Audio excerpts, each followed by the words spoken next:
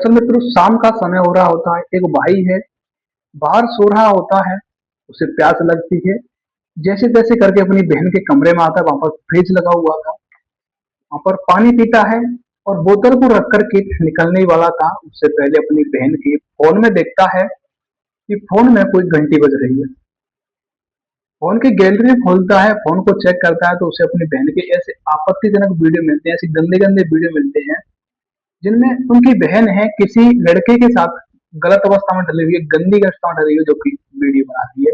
उसकी वीडियो बन रही है और उसकी बहन रो रही है और लेकिन वो बदला है जो कि वीडियो बना रहा है। उसके बाद वो व्यक्ति अपनी बहन को जगाता है और कहता है कि आपने ये सब क्या किया हुआ, आपकी वीडियो कैसे डली हुई है गंदी गंदी। जब भी उनकी बहन हाथ जोड़े कहती है कि भैया आप मामी से पिताजी से मत कहना, आपको जो कुछ भी करना है वो करना। उस समय वो व्यक्ति है अपनी बहन के साथ वहां पर गंदा काम करता है, गंदा संबंध बनाता है और कहता है कि मैं अपनी माँ से पिताजी से नहीं कहूंगा, लेकिन आज के बाद आप इस लड़के के पास मिलने के लिए मत जाओ। उनकी बहन कहती है ठीक है कि मैं मिलने के लिए नहीं जाऊँ।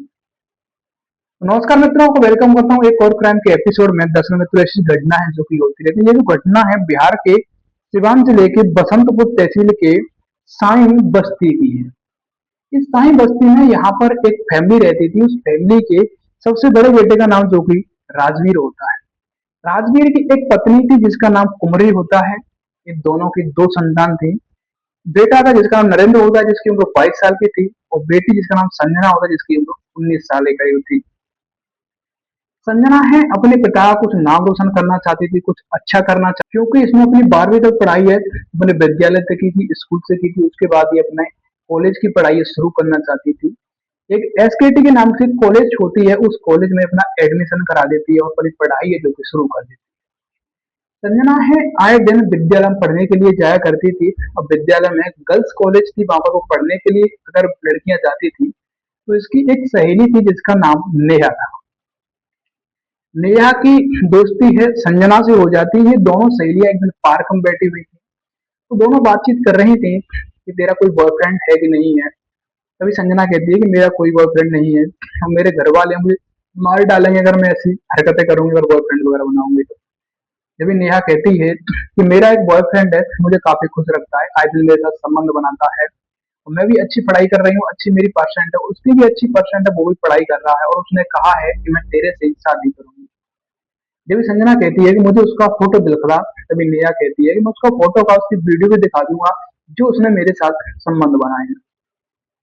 वो उसको उसके फोटो दिखाती है और अपनी मोबाइल में वो गंदी वीडियो दिखा देती है जो दोनों एक छत के नीचे एक ही कमरे में दोनों गंद काम कर रहे थे, संबंध बना रहे थे।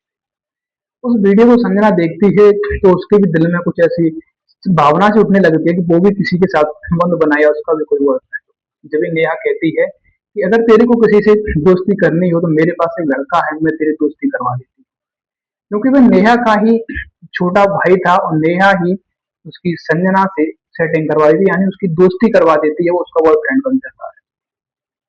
ये दोनों अपना आपस में नंबर नंबर ले लेते हैं, दोनों फोन पर आए दिन बातचीत किया करते थे।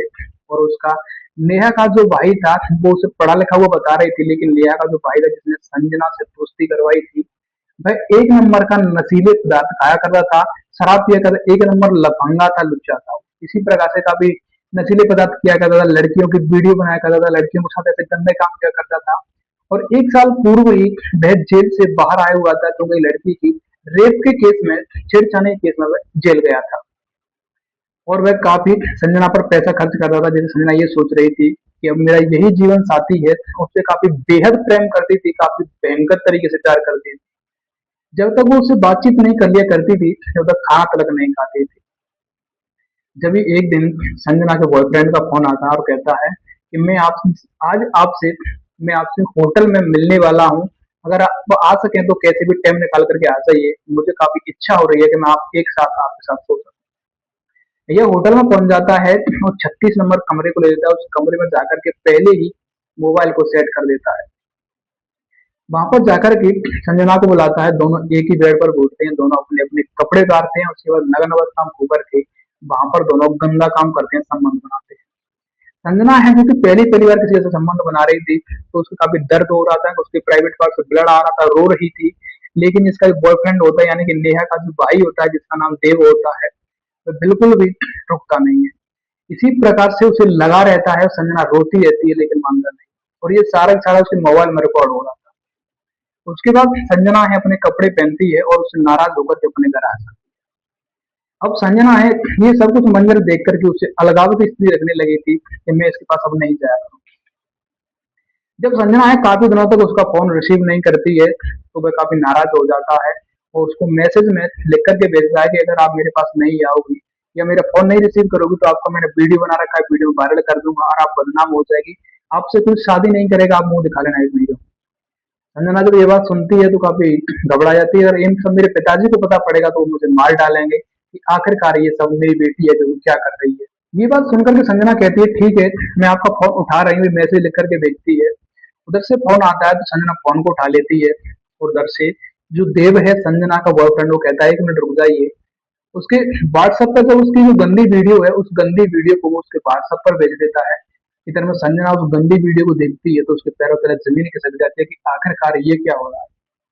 वो उसे ब्लैकमेल करने के बहाने आए दिन उसे अपने पास बुलाया करता था, उसे धमकी दिया करता था और उसके साथ गंदा गंदा व्यवहार किया करता था, उसके साथ संबंध बनाया करता था, उसकी हालत जो खराब कर दिया करता था। अब हालत ऐसी हो गई थी कि खुद संबंध बनाया करता था और अपने दोस्तों को भी संजना के साथ संबंध बनवाता था और संजना संबंध नहीं बनाती थी तो उसके साथ वो पिटाई करता था और उसकी वीडियो को वायरल करने की धमकी देता था। ये सब सारा मंदिर चल रहा था लेकिन संजना अपने घर पर नहीं कहती है। एक दिन शाम का समय होता है, उसका बड़ा भाई जिसका नाम नरेंद्र होता है ये छत पर ऊपर सो रहा था।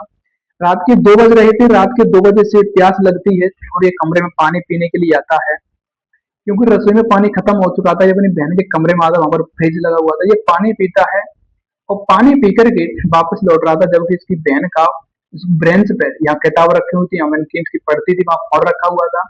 इस फोन को वहां पर ये देखता है तो फोन पर कोई मैसेज आता है। इस पर अपनी बहन के फोन को खोलने के लिए लग जाता है क्योंकि आखिरकार भाई बहन के पासवर्ड है जो कि आपस में फैमिली में सबको पता रहता है। ये फोन को देखता है तो उसमें इसकी बहन के ऐसे आपत्तिजनक वीडियो मिलते हैं जहां पर इसकी बहन है किसी के साथ संबंध बना रही है, वो व्यक्ति इसको लगा हुआ है, ये रो रही है, हाथों को पीट रही है, इसके प्राइवेट पार्ट से खून निकल रहा है। ये देख करके लग रहा काफी दुखी हो जाता है कि आखिरकार मेरी बहन किसके साथ क्या कर रही है। उसी रात में अपनी बहन को जगाता है, कहता है कि बहन ये सब क्या हो रहा है, आपने सब ये क्या किया, मैं पिताजी साहब को बोलने वाला हूँ। तभी उनकी बहन कहती है कि भैया आपको जो कुछ भी करना हो वो कर लो लेकिन घर वालों से मत।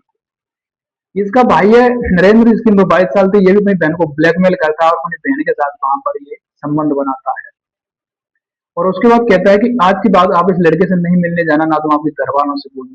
उनकी बहन डर जाती है। लड़की दिन पर दिन सूखती हुई जा रही है, घर वाले तो पूरी बेटी अगर हो क्या है, आप सूखती क्यों जा रही है, लेकिन कुछ नहीं कहती है। एक दिन इनकी माँ है जिसका नाम कुमरी थी, ये बाहर चावल है जो कि बना रही थी, कुछ गेहूं बना रही थी, आटा वाटा बना रही थी खाने के लिए। जब अंदर बेटी के पेट में दर्द होता है, दर्द से छींकती है, चिल्लाती है। जब इनकी माँ है अपने पति राजवीर के लिए कॉल करती है, वे ड्यूटी पे से घर आते हैं और बेटी को लेकर के हॉस्पिटल जाते हैं। हॉस्पिटल इनका चेकअप करवाया जाता है जहां पर पता चलता है कि इनकी बेटी है जो कि गर्भवती है। इनके पिताजी थे जो कि राजीव था, इनकी काफी जो बस्ती थी उसमें काफी नाम था, काफी दबंगई थी। ये अपनी बेटी को घसीटते हैं और सर में इज्जत लिहाज के कारण गाड़ी में डालते हैं और अपनी बेटी को लेकर घर आ जाते हैं। उसके बाद इनकी बेटी से पूछताछ की जाती है कि बेटी आखिरकार आपने किसके साथ संबंध बनाया है। जब ये संजना कहती है कि मेरी कॉलेज में एक सहेली थी, उसका भाई था, उसका नाम देव होता, उसने मेरे आए दिन संबंध बनाए, वह मेरे को ब्लैकमेल करने के लिए मेरे मोबाइल पर वीडियो भेजता रहता था और एक दिन उन वीडियो को देखा भाई ने और भैया ने मेरे साथ संबंध बनाया।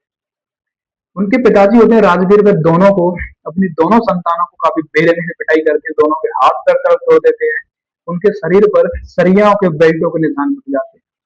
और खुद राजीव ही पुलिस के लिए फोन करता और कहता है कि दरोगा जी मुझे गिरफ्तार कर दो, मेरे घर वालों को गिरफ्तार कर लो, ना तो मेरी दोनों संतानों को मार डालो, मैं इनकी हत्या कर दूंगा। पुलिस मौके पर आती है, पूरी फैमिली को पकड़ती है, गिरफ्तार करके थाने लाती है, वहां अच्छी तरीके से बैठालती है, पंखे की हवा में बैठालती है, कूलर चलवाती है, पानी वानी पिलाती है। पुलिस वाले उनको समझाइश करते हैं कि आखिर ऐसा नहीं करते, ये आपकी ही संतान। लेकिन जब उनके पिता राजवीर उनको कहानी सुनाते हैं तो वो भी दंग रह जाते हैं कि आखिरकार ऐसा भी किया है इन्होंने। जब वो बताती है संजना कि इनका उनकी सहेली का जो भाई था, उनकी सहेली को और भाई को गिरफ्तार किया जाता है और इन दोनों भाइयों को गिरफ्तार किया जाता है, चारों को गिरफ्तार करके पुलिस है एक इनकी चार्जशीट बनाई जाती है, उनको फ्रीडम फिक्स किया जाता है, वहां से इनको जेल भेज दिया जाता है। दरअसल मित्रों ऐसी ऐसी घटना है जो कि होती रहती है, इन घटना को जो सुना करके किसी को बदनाम करना नहीं है, बल्कि आजकल हो रही ऐसी घटनाओं से आपको अवगत करवाना है कि कहीं आप भी किसी के इसी प्रकार से शिकार ना हो जाए। असल में तुम्हारी क्राइम करना यहीं पर पूरी होती है। मिलेंगे नेक्स्ट टाइम, वरना के साथ। जय हिंद और जय भारत।